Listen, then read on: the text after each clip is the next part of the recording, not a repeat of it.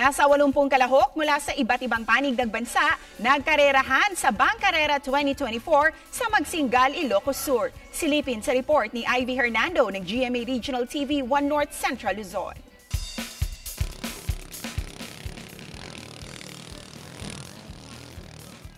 Mga modified na makina ng bangka ang kumarera sa tura-tura category ng Bangkarera 2024 sa Magsingal, Ilocos Sur. Malalaki talaga yung mga makina nila, malalakas.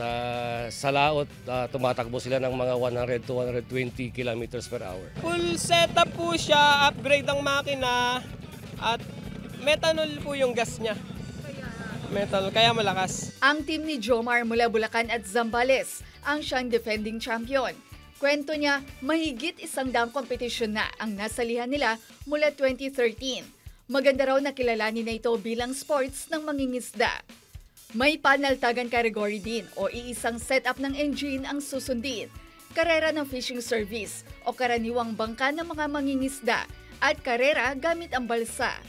May nakastandby naman na Coast Guard, Medic at DRRMC para sa kaligtasan ng mga participant. Sa buong Pilipinas year-round na may nagpapalaro ng ganito. Bilang isang coastal province, nais ng provincial government na makilala ang lalawigan bilang venue sa ganitong kompetisyon na malaking tulong sa tourism industry.